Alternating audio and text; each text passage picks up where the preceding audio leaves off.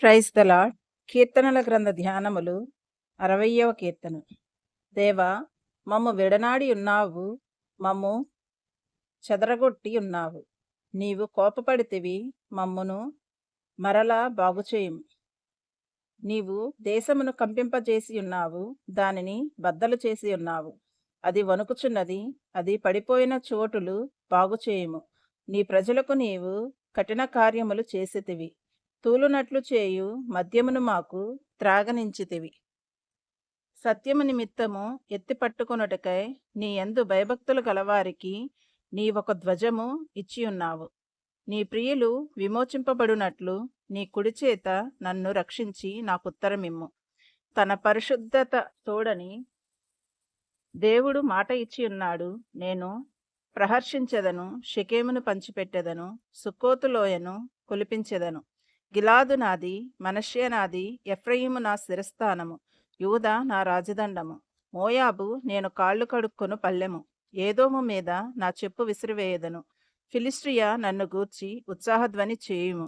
కోటగల పట్టణములోనికి నన్నెవడు తోడుకొని పోవును?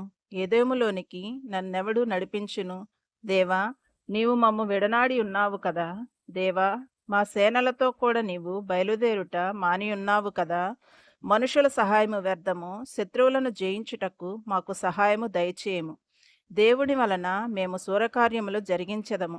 మా శత్రువులను అనగద్రొక్కువాడు ఆయనే. 61వ కీర్తన. దేవా, నా మొర ఆలకింపుము, నా ప్రార్థనకు చెవియొగ్గుము.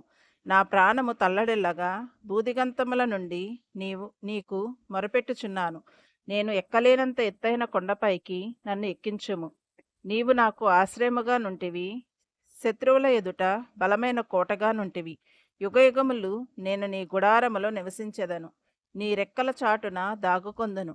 దేవా, నీవు నా మ్రొక్కుబళ్ళులా నంగీకరించి ఉన్నావు. నీ నామమునందు భయభక్తులు గల వారి స్వాస్యము నీవు నాకనుగ్రహించి ఉన్నావు. రాజునకు దీర్ఘాయు కలగజేయువాడవు గాక.